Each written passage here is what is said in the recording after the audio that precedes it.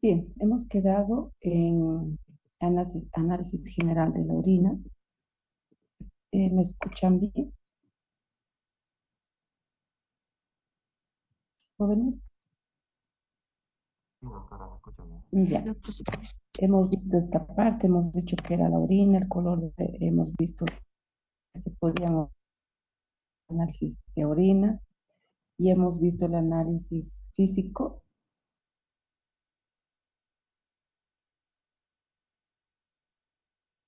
Hemos visto los colores de la orina.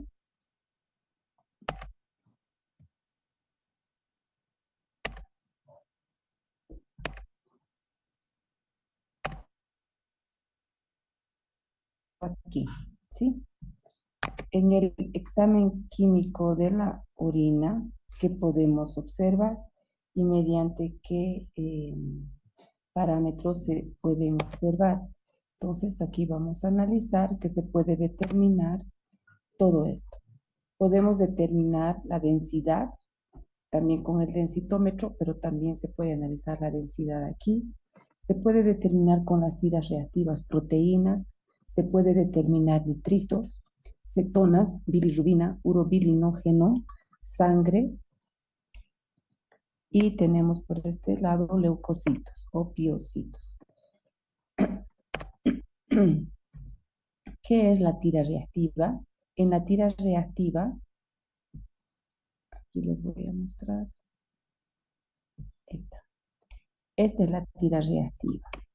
Esta tira reactiva contiene estos 10 elementos. Aquí está la mano del laboratorista y la tira se agarra por este sector. Es una tirita que se agarra con el dedo por este ladito.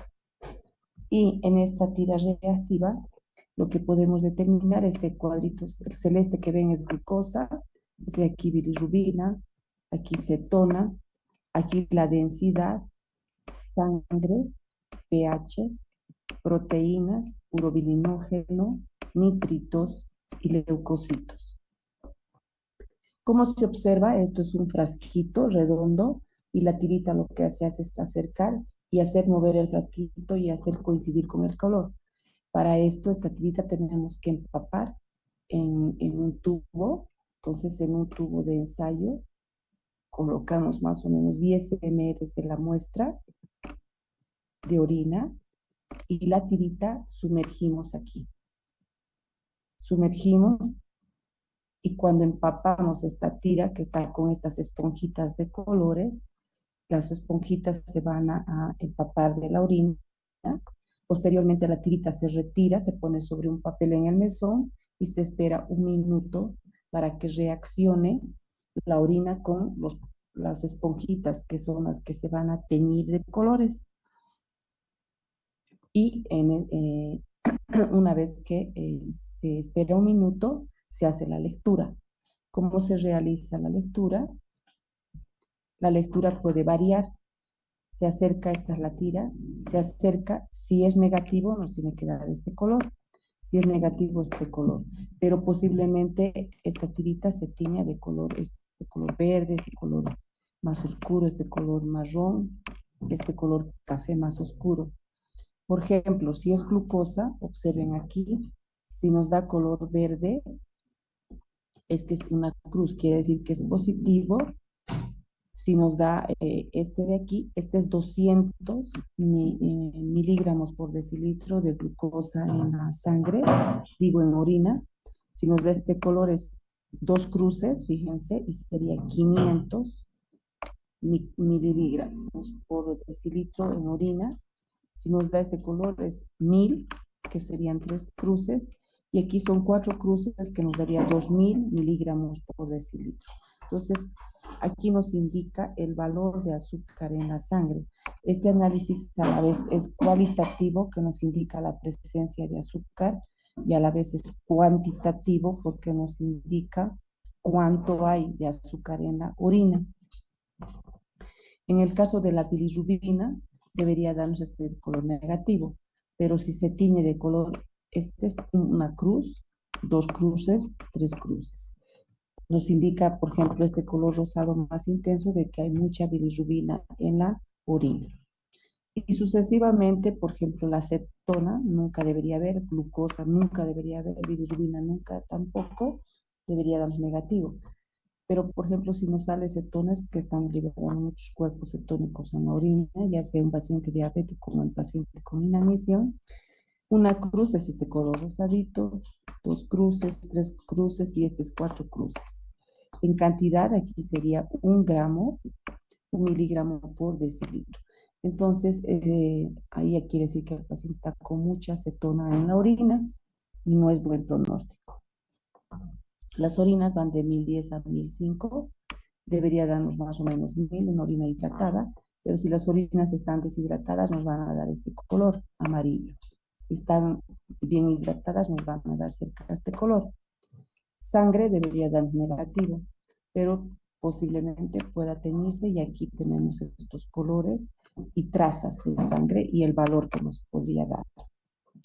El pH de la orina, el ideal es 6, este color, ácido o 5, 5.5, 6 estos colores.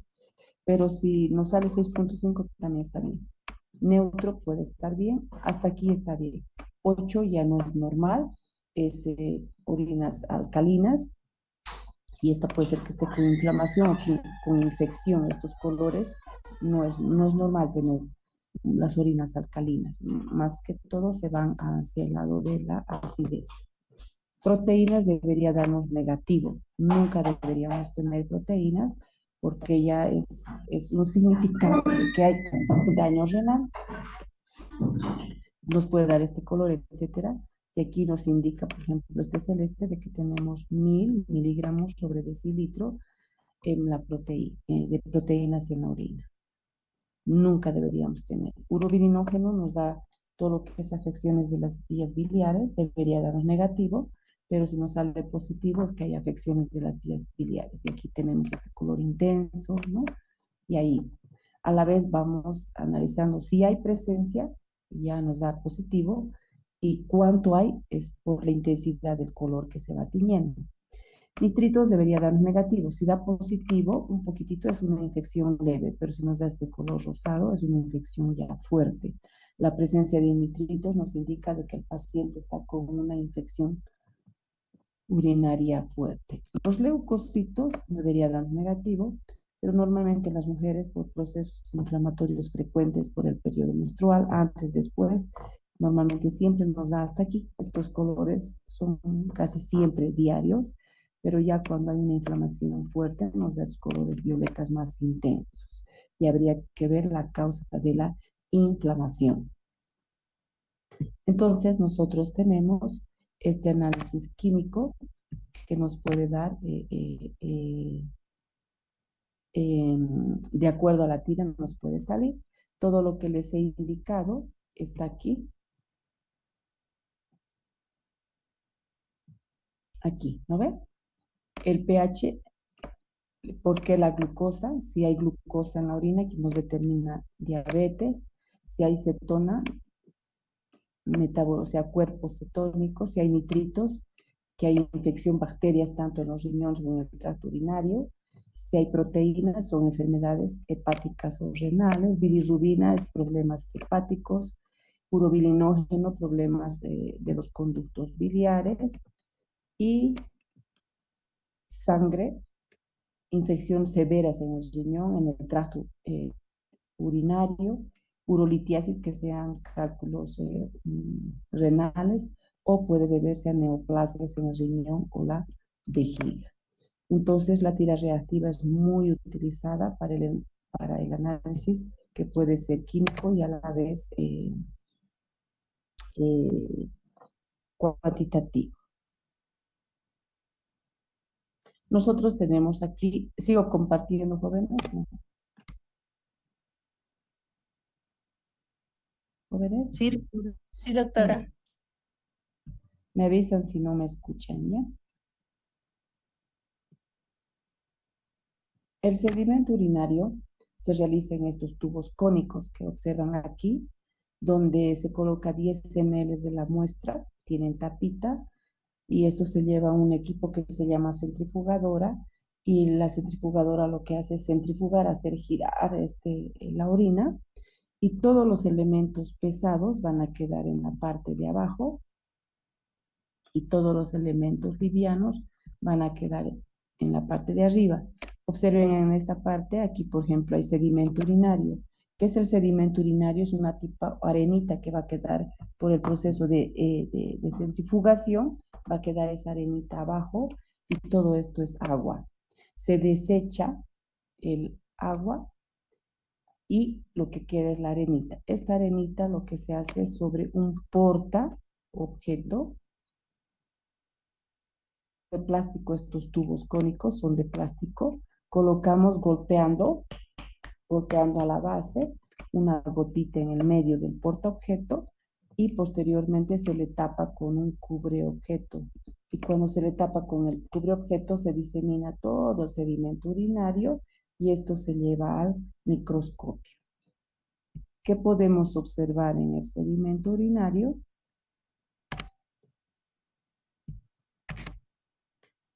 Los elementos que se pueden observar son, aquí está la centrifugadora para que observen, esta es la centrifugadora, y de ahí se obtiene el sedimento urinario.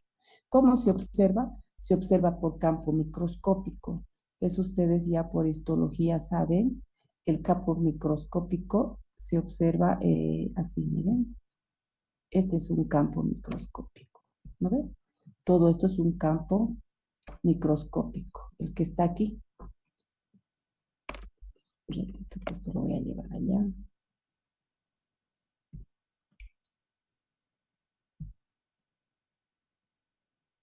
Este que observan aquí, ay, no, aquí voy a traer.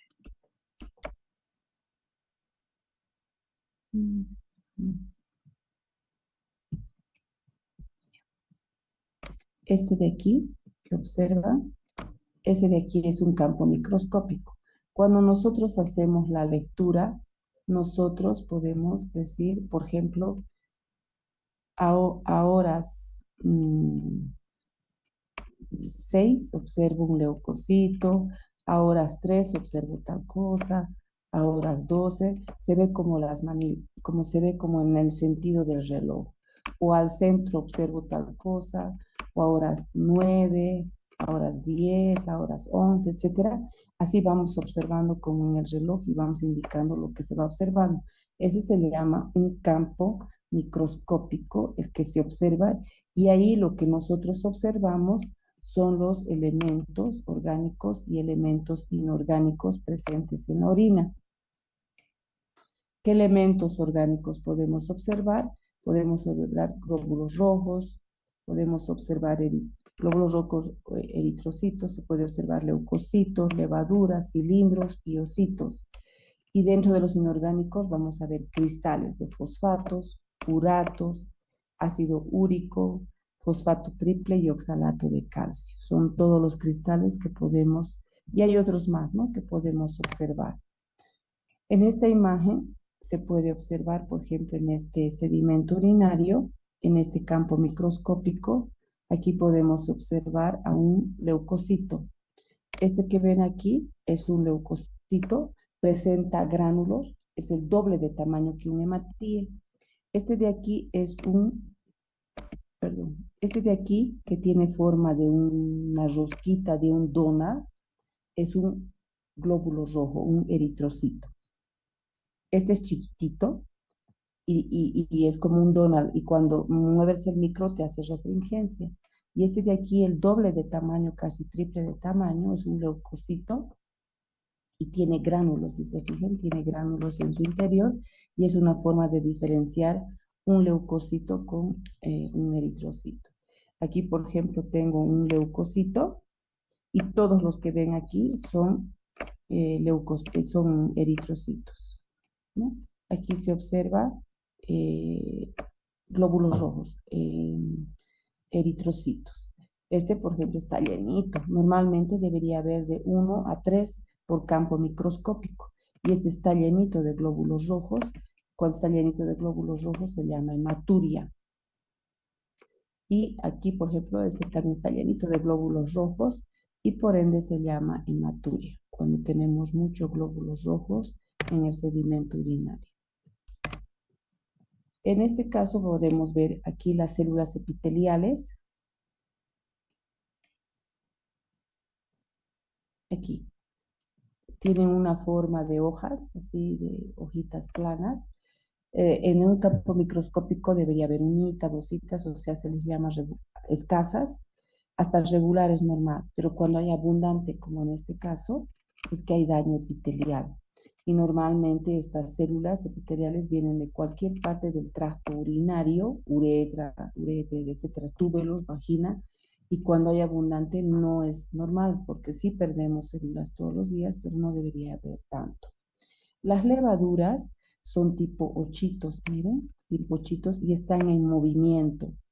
Entonces, estas levaduras que tienen forma de ochos, así de ochitos, estas están en movimiento y se mueven cuando uno observa el microscopio en el campo microscópico, avanzan, se va moviendo. Si tenemos levaduras en el examen microscópico, que el sedimento urinario, es que estamos cruzando por un proceso de hongos, entonces hay que hacer tratamiento. Los cilindros, los hialinos son normales, pero ya los cilindros cuando hay en gran cantidad o son cerosos o son granulosos, nos indican afecciones urinarias. Por ejemplo, los cilindros granulosos, estos que están aquí, se da porque están con una éstasis urinaria, una glomerulonefritis. Puede ser una tensión emotiva y ejercicio intenso. Y los serosos nos dan si están presentes estos cilindros serosos, nos indican una enfermedad renal crónica grave. Por ejemplo, es un cilindro lleno de hematuria, o sea, de mucho eritrocito, de mucho leucocito, miren, lleno de leucocitos, y normalmente nos indican una inflamación fuerte, crónica, una infección fuerte, que se llama pielonefritis, afecciones en el riñón, o una nefritis, si hay este tipo de cilindros. Si tenemos cilindros con mucha sangre, o sea, miren, con mucha sangre, con mucha hematuria, normalmente nos indica que hay un daño, ya puede ser en la nefrona, lesión glomerular, nefritis, una hemorragia, nefritis hemorrágica aguda, enfermedad por una necrosis vascular. Entonces, tener cilindros nos indica que hay afecciones renales. Y los cristales, normalmente, estos cristales que observan aquí, por ejemplo, son cristales de oxalato de calcio que parecen unos sobres de carta, es de que nosotros podemos tener riesgo litogénico, que quiere decir presencia de cálculos en la orina.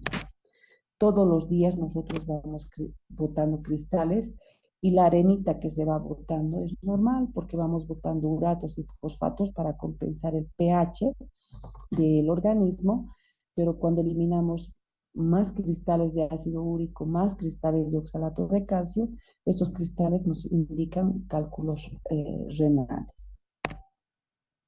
Y así es como uno puede interpretar el análisis de laboratorio. El examen, vemos el color, el aspecto del sedimento, de acuerdo a eso nos damos cuenta de cómo está la orina. En el examen químico vemos todo lo que les he indicado. Aquí está, los valores. Los cristales también indicamos si hay presencia o no hay presencia. Y aquí, ¿no? En el examen microscópico en el sedimento vemos que observamos piocitos, levaduras, todo, y esto pasamos al médico para que analice y indique al paciente eh, el tratamiento que va a seguir. Hasta aquí, ¿tienen alguna duda, jóvenes?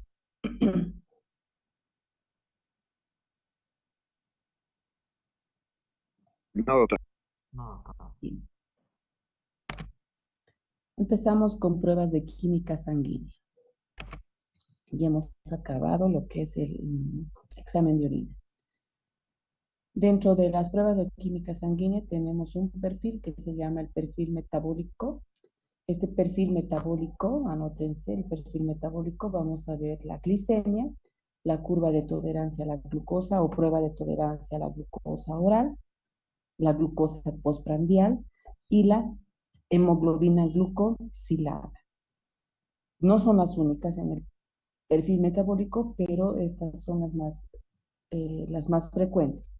La de rutina es la glucemia o glicemia. ¿En qué consiste la glicemia? De realizar una prueba al paciente normalmente en ayunas. Ayunas de entre 10 a 12 horas. El último alimento tiene que ser 7 de la noche para que vaya al laboratorio a las 7 de la mañana. En la práctica 1 ya hemos avanzado cómo se obtienen las muestras por sangre intravenosa. Se puede obtener lo que es la sangre. ¿Cómo nosotros determinamos glicemia? Necesitamos obtener el suero del paciente. ¿Cómo obtenemos el suero del paciente? Extraemos sangre venosa. Esta sangre venosa colocamos en tubitos de hemólisis. Aquí les voy a indicar.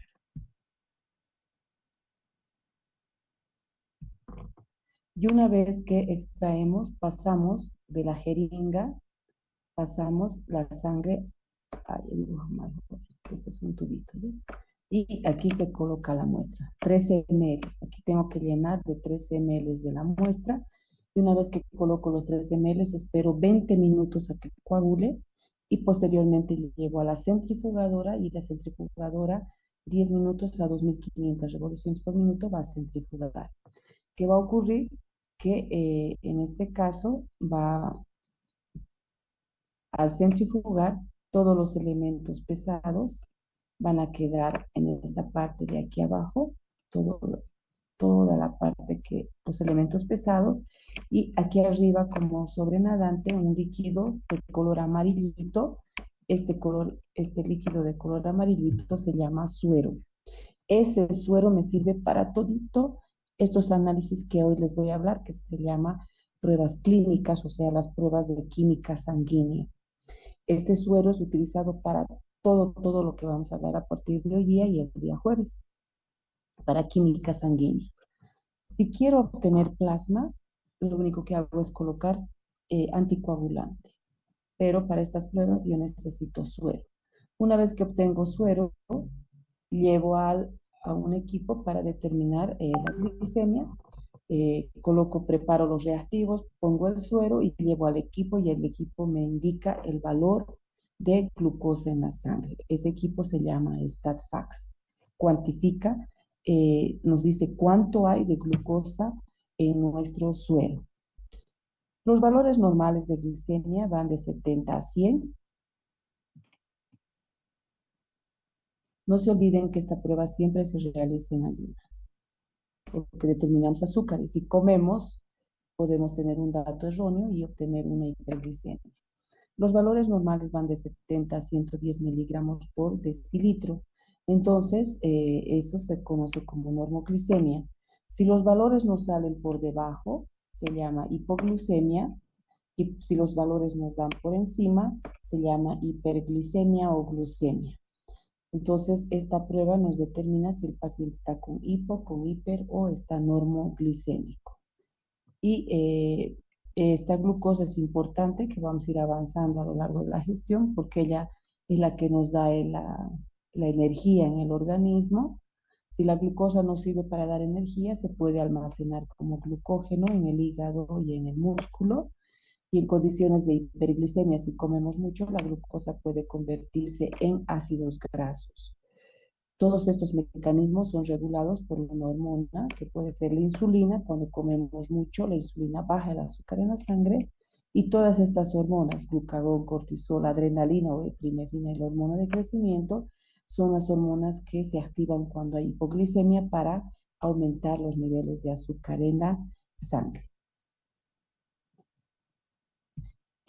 Los valores que les estoy indicando no necesitan aprenderlos para el parcial porque vamos a hablar de muchas pruebas y muchos valores, como vimos también en leucocitos, en glóbulos blancos.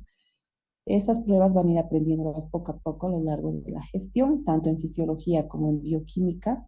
Entonces no es necesario que aprendan de memoria los valores ahora, pero a medida que vayamos avanzando, carbohidratos, grasas, etcétera, ya ustedes van a ir aprendiendo de memoria los valores de rutina, pero eso no solamente para la materia de bioquímica, sino para su vida médica, porque sí los tienen que aprender, como por ejemplo la glicemia, tienen que aprender de memoria. Pero para el parcial, como son muchos valores, todavía no se les va a ir preguntando de memoria. Pero sí, ¿para qué sirve? Para determinar glucosa, para determinar si está en normoglicemia, en hiperglicemia o en hipoglicemia. La interpretación clínica de la glicemia, normalmente si estamos con hiperglicemia, podría ser transitoria por comer mucho azúcar, ¿no? Y en esta situación se está elevada, pero puede deberse también a esfuerzos intensos, a procesos por la menstruación que se desfasa, al estrés crónico, al estrés agudo, a baños calientes y al exceso de consumo de alimentos. Esta entonces está relacionada con todo esto, ¿no? Normalmente por activación de catecolaminas, adrenalina, noradrenalina en pacientes quemados, sepsis, shocks, accidente cerebrovascular, infarto. Todo esto hace que aumente el azúcar en la sangre y cuando haya afecciones hormonales, por ejemplo, de estrógenos, corticoides y tumores que produzcan exceso de glucagón y eso haga que aumente el azúcar en la sangre. Todo eso nos lleva a una hiperglicemia. La hiperglicemia, los valores entonces están por encima de 100 miligramos por decilitro. La prueba de tolerancia a la glucosa oral, jóvenes, en este caso, la paciente o el paciente tiene que permanecer 2 horas en el laboratorio. Se le saca una primera muestra de sangre que se le llama la glicemia basal o en ayunas y después posteriormente se le pesa al paciente.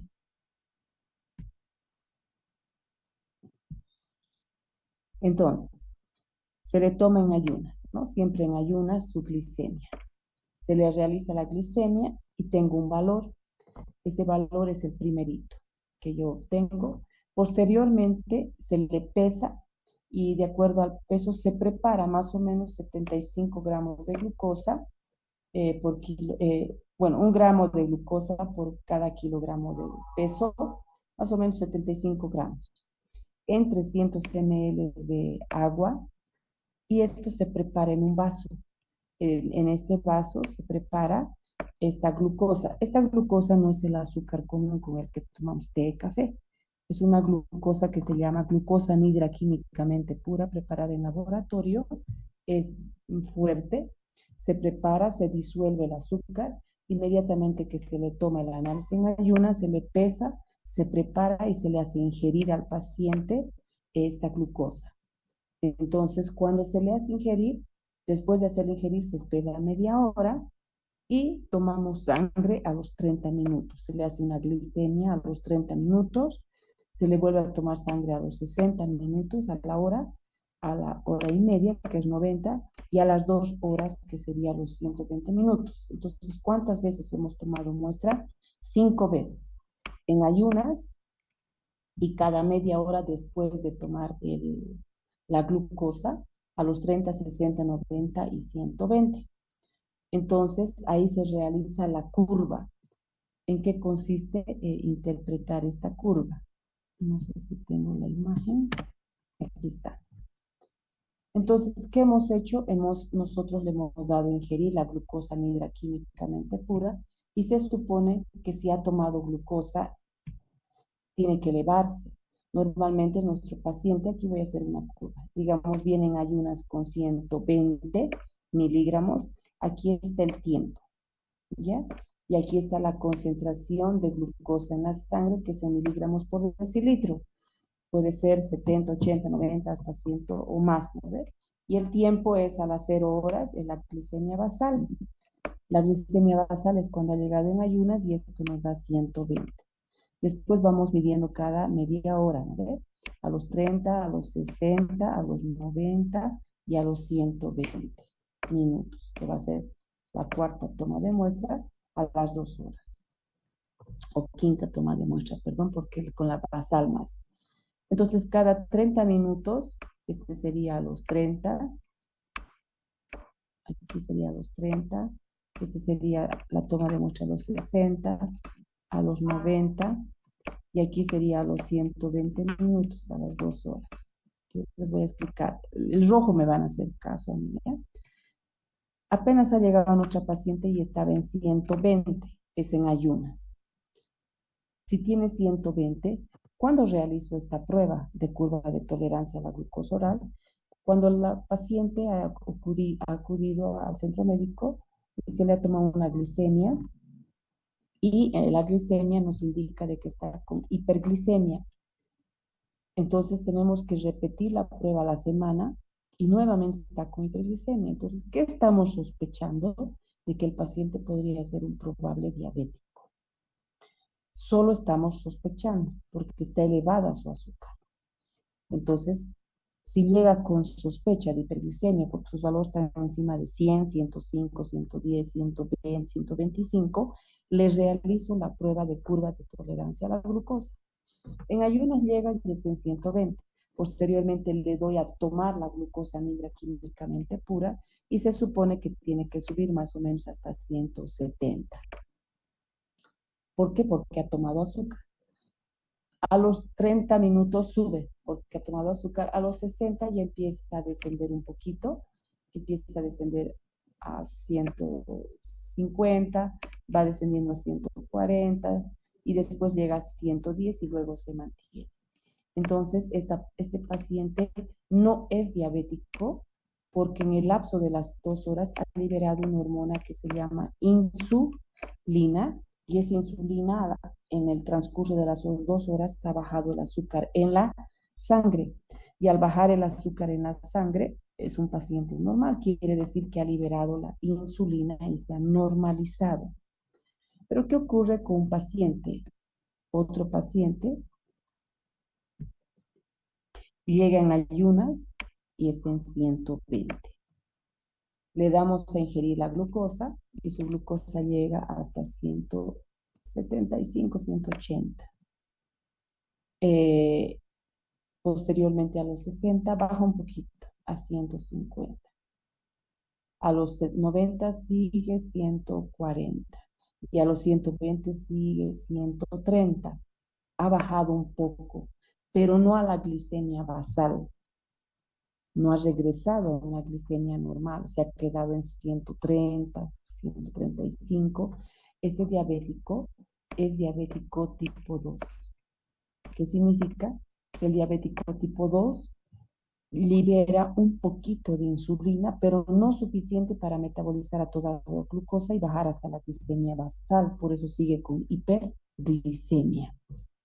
Pero ¿qué ocurre con otro paciente?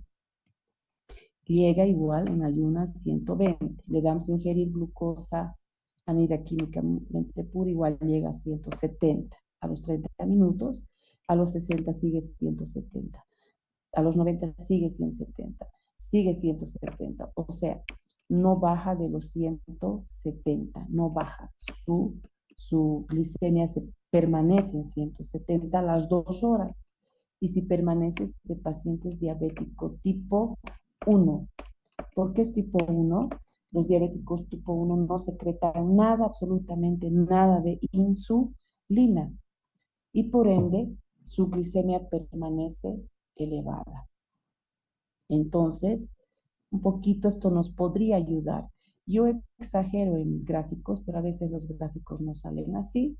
Incluso algunos tienen elevaciones y bajan de golpe y les da hipoglicemia.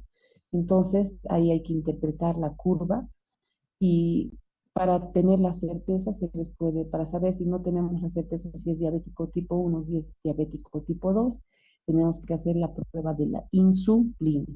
Pero ya la curva de tolerancia a la glucosa oral nos indica si el paciente, ¿para qué nos sirve esta prueba? Para determinar si el paciente tiene diabetes o no tiene diabetes. Ojo, no puedo realizar esta prueba embarazada, sí, pero no puedo realizar esta prueba a pacientes que en su glicemia basal, glicemia en ayunas, o sea, la primera glicemia, ya su glucosa está en 140, 150, 180, porque ese paciente ya es diabético. O si el paciente ha mentido y ha ido y dice, sí, estoy en ayunas y su glicemia está elevada, pero eso yo creo que ninguna de las personas hacemos, pero porque sí puede llegar a esos valores si la persona ha comido, entonces su valor va a estar elevado, pero no es diabético, es porque ha comido.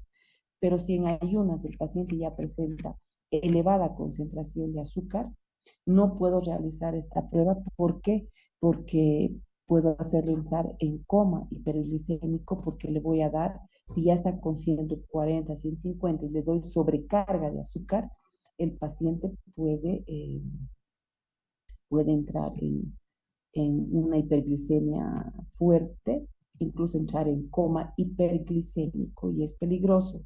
Entonces, eso se realiza en un laboratorio y por eso el paciente tiene que permanecer. O normalmente esta prueba ahora, para no pincharles tanto, se le saca su glicemia basal, se espera a los 30 minutos, se le saca su otra glucosa a los 30 minutos y se le pide que vuelva de 2 horas y a las 2 horas. Pero si el paciente en el transcurso de lo que se fue de laboratorio ingiere alimentos, puede hacer variar la curva. Por eso es que a veces se les hace permanecer en el laboratorio. ¿Alguna duda respecto a esto? No, doctora, todo claro. Ya. La glucosa postprandial, esta glucosa se determina normalmente aquí. Es una prueba para determinar si el paciente o no es diabético. Miren, se extrae sangre en ayunas y luego se le pide que el paciente ingiera alimentos. Aquí más bien tiene que comer. Debe permanecer en reposo y a las 2 horas se le saca nuevamente la glicemia. Si a las 2 horas no ha regresado a la normalidad, quiere decir que el paciente es diabético. Y si ha regresado a la normalidad, no es diabético. Pero aquí se le da para que coma. O sea, tiene que comer. Se le pide que vaya, que coma y que regrese. Y se llama glucosa postprandial. Postprandial quiere decir después de ingerir alimentos. Este aparatito que ven aquí es un glucómetro muy útil para pacientes diabéticos que analiza la glicemia en, con sangre capilar. Pinchamos en el dedo, ponemos el aparatito y nos mide ese segundo. La hemoglobina glucosilada sirve para controlar a los pacientes diabéticos. ¿Cómo controlamos a un paciente diabético?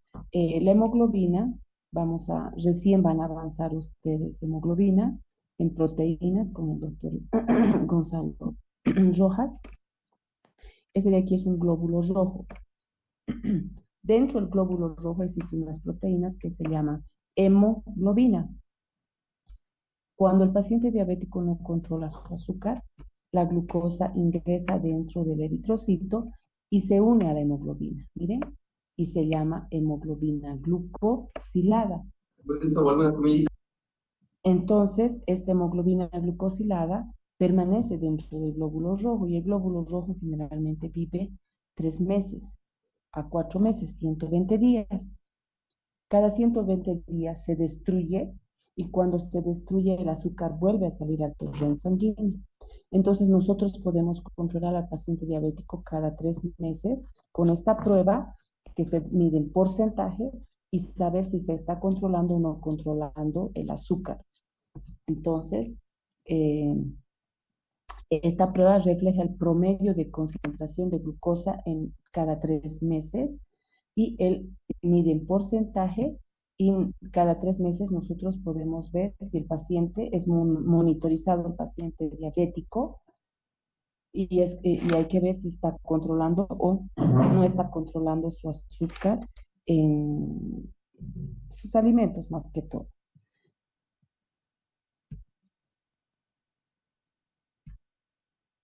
A ver si tengo una imagen.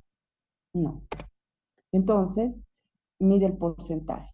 Cuando el paciente diabético, normalmente el porcentaje va del 5% normal, y eso quiere decir que está con una glicemia de 100. Pero si el porcentaje pasa a 7%, 8%, 9% o hasta el 13%, entonces va en por porcentaje. Más o menos es 100, 5%. Si tiene 7, ya tiene 180, 200 miligramos por decilitro. Si tiene un porcentaje del 11% está con 300, si tiene 13% está con 400 miligramos por decilitro. Entonces, ¿qué es lo ideal? Que los pacientes diabéticos estén en 5, en 6, o sea, con su glucosa casi controlada.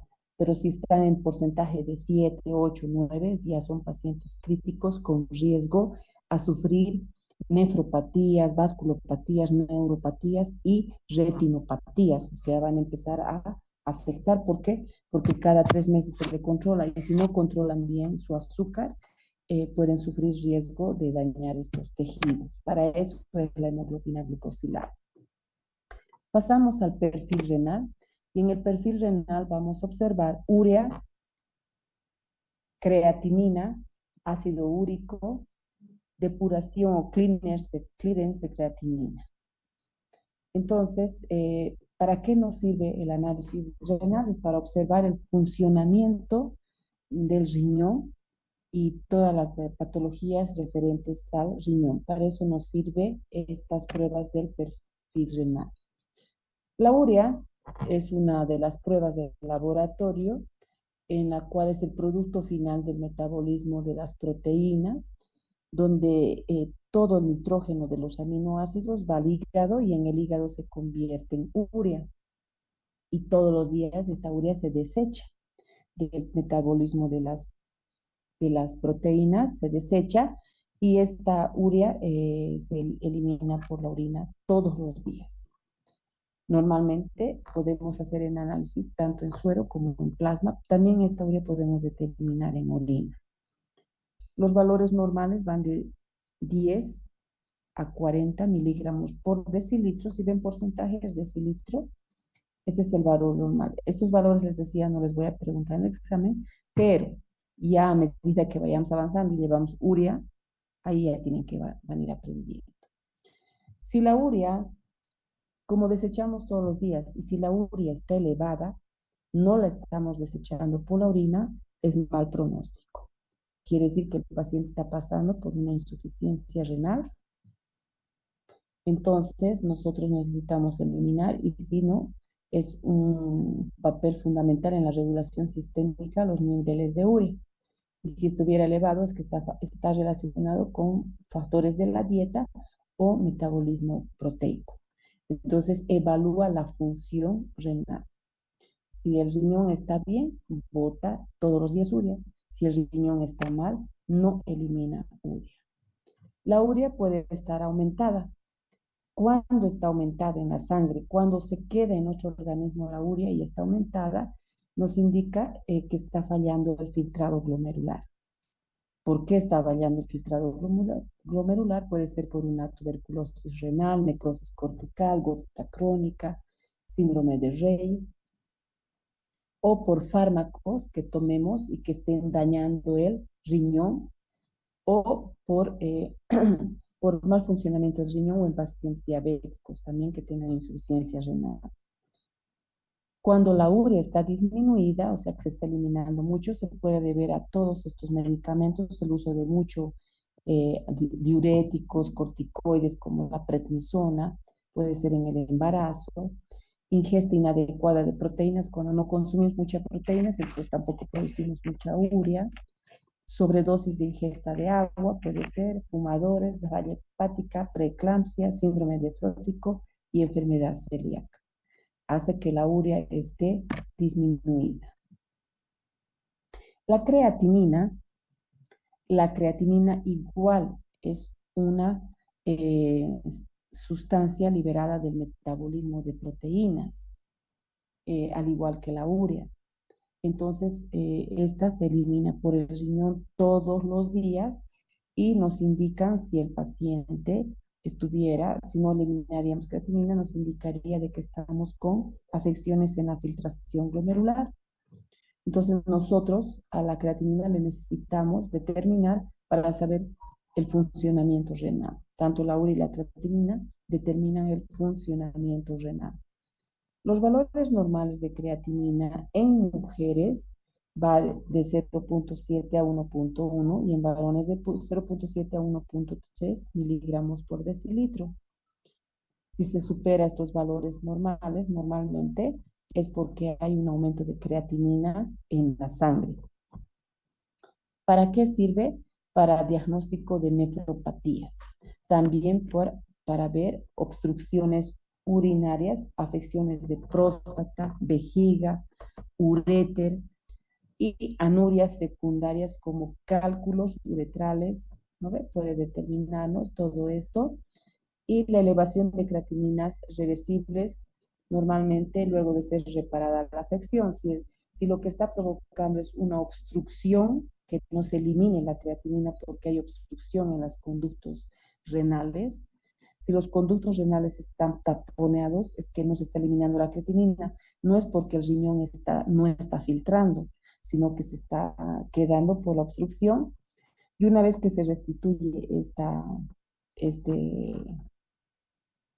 esta obstrucción, la creatinina se elimina y se normaliza la creatinina. Pero si falla el riñón, entonces, y no hay ninguna obstrucción, quiere decir que se está afectando el riñón, ¿no? Está afectando la filtración renal. Por ende, puede estar aumentada en una insuficiencia renal aguda, crónica, en acromegalia gigantismo activo, porque puede haber metabolismo proteico acelerado, hipertiroidismo. Cuando consumimos mucho estos medicamentos, puede ser la vitamina C, la levodopa, fructosa, que producen nefrotoxicidad, exceso de también antiinflamatorios. Puede ser también el exceso de recambio muscular, que, que normalmente es se podría decir por gran cantidad de masa muscular. En los fisiculturistas puede estar aumentada la creatinina porque hacen mucho ejercicio, tienen mucha creatinina y libera mucho. Y puede deberse a una también falla del filtrado glomerular. Pero cuando esta es una afección por mucha masa muscular, en el caso de los fisiculturistas, no es patológico, sino es porque tiene mucha masa muscular y mucha creatinina. Puede estar,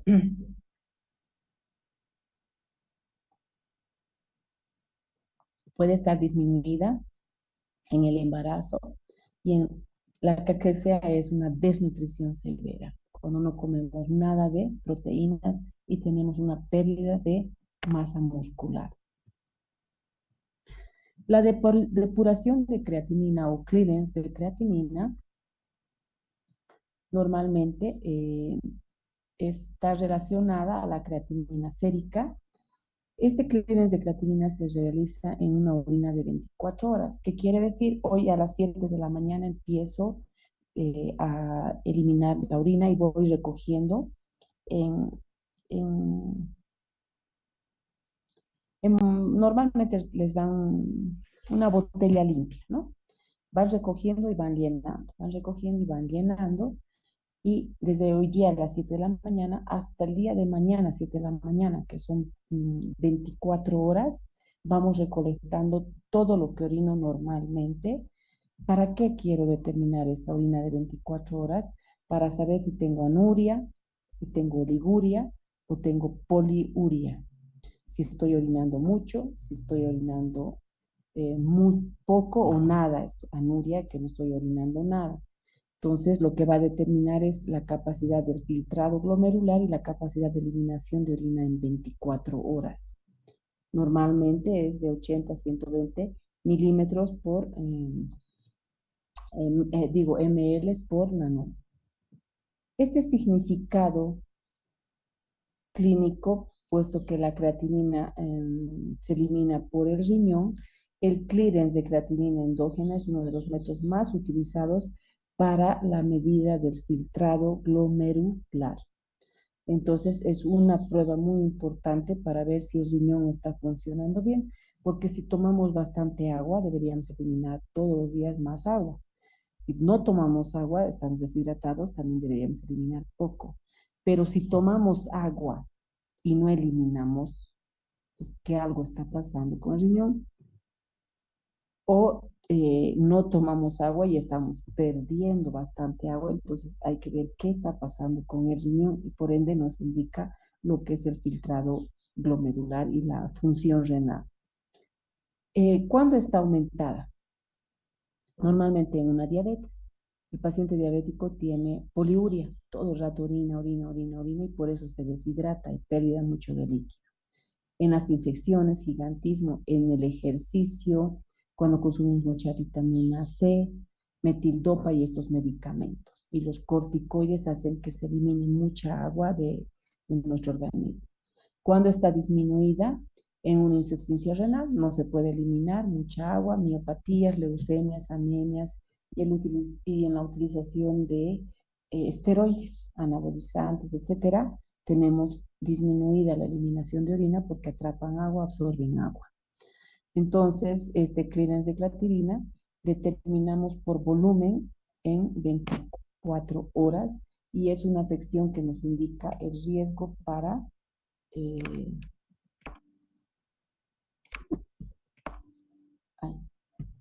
se ha movido. Y es el riesgo que nos indica para saber el funcionamiento renal de eliminación de orina. La urea y la creatinina nos determinan el funcionamiento renal del filtrado glomerular y el clearance de creatinina nos determina el funcionamiento renal por la eliminación de orina en un volumen de 24 horas. Hasta ahí, ¿queda claro lo que son las pruebas renales, jóvenes?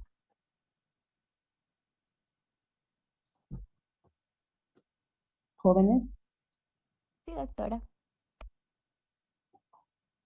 Ya. 10 minutitos más vamos a avanzar. Voy a acabar un poquito antes, porque de aquí de mi casa tengo que correr para pasar clases en el laboratorio. ¿Ya? Tenemos clases 8:15. Entonces, un poquito antes vamos a terminar la clase. El ácido úrico, sigo en el perfil renal. En el perfil renal, entonces, hemos visto urea, creatinina y clearance de creatinina. El ácido úrico es una prueba que se determina en sangre. El ácido úrico normalmente todos los días eliminamos por la orina el ácido úrico. ¿Qué ocurre? El ácido úrico, cuando tenemos muy elevado, este ácido úrico puede precipitar en las zonas avasculares. Las zonas avasculares son zonas frías, aquí en zonas cartílagos, en la nariz, en las orejas, en las articulaciones y en esta enfermedad que se llama gota, precipita en el dedo gordo del pie, que precipita los cristalcitos. En las articulaciones se queda y produce un proceso inflamatorio. Por eso es que esta zona, van a ver en fisiología que es inflamación, y en esta zona hay tumor, rubor, calor, dolor. Es un proceso inflamatorio por culpa del ácido úrico. Este ácido úrico provoca la inflamación de esta articulación. Entonces, 1. 2. Cuando hay muchos cristalcitos de ácido úrico, se pueden quedar en el riñón. Se llaman cálculos renales. Los cálculos renales pueden deberse a cristales de oxalato de calcio por consumir mucho calcio, mucha leche, o se pueden deber a consumir mucha carne roja o tomar mucho alcohol. Eh, Eso hace que se forme más. El alcohol no es que forma, el alcohol impide la excreción del ácido úrico. Lo que forma cálculos renales es el consumo de mucha carne, mucha purina hace que se forme mucho ácido úrico. Y estos cálculos se van quedando en el riñón y van taponeando y pueden provocar un infarto renal. Se llaman cálculos renales donde el dolor es a nivel del riñón, porque hay los cálculos biliares, pero no es este caso. Este caso es cálculo renal. Entonces, el ácido úrico nos puede dar dos patologías, o sea, su elevación o encontrar en sangre nos pueden determinar o gota o cálculos renales. Los valores normales en mujeres es de 2 a 5 miligramos por decilitro y en varones de 2,5 a 6. ¿Para qué nos sirve? Si el ácido úrico no se libera suficiente por la orina, puede formar cristales y afectar también las articulaciones y provocar la gota. La artritis causa inflamación, mucho dolor en las articulaciones y los cálculos renales también jóvenes, ¿no? Y ese es un pronóstico de cálculos renales. Perfil hepático.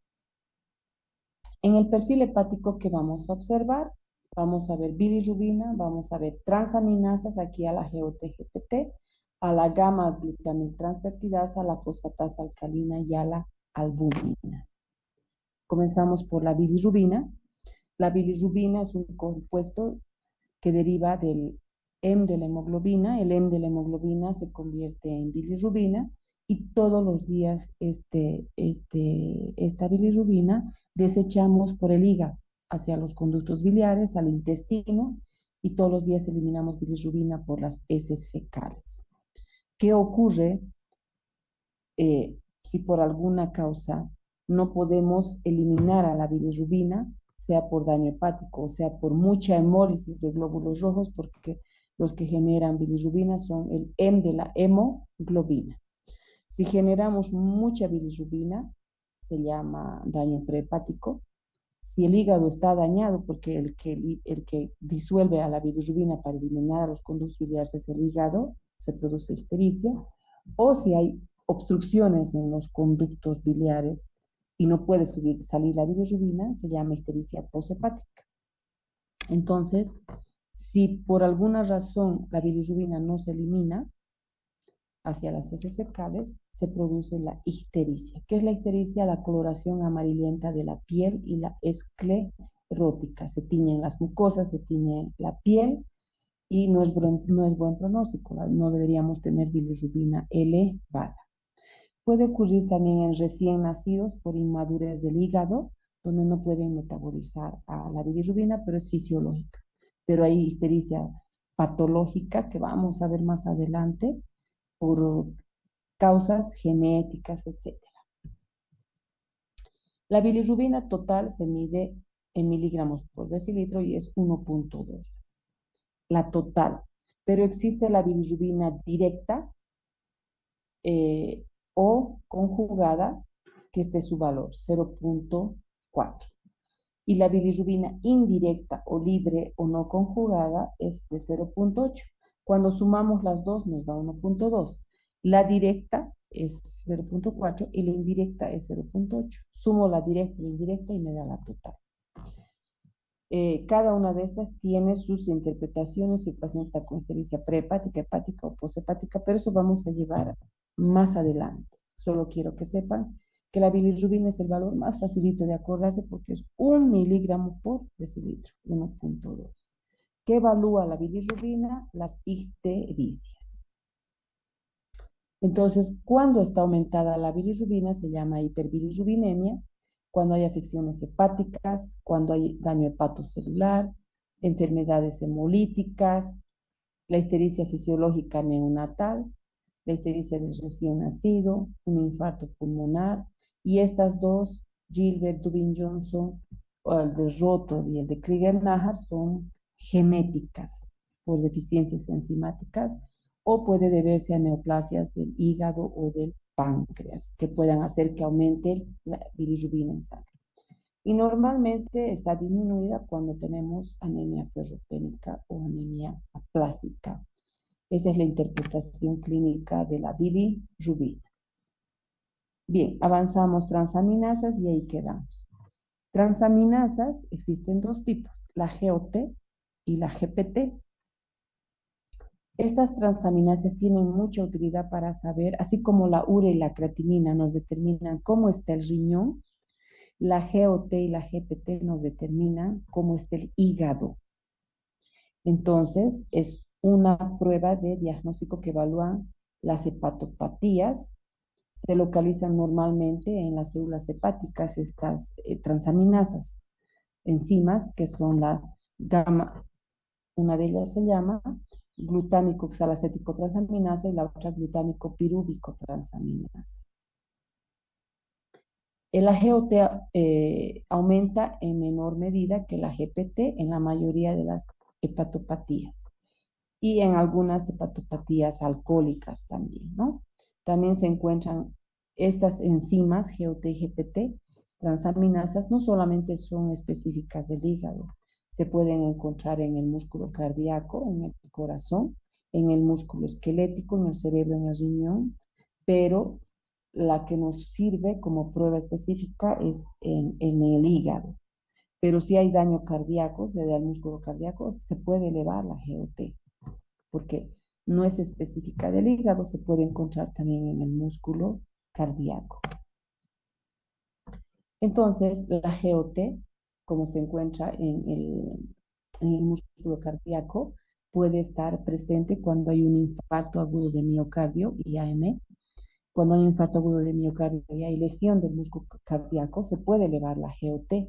¿Por qué? Porque está presente en el músculo cardíaco.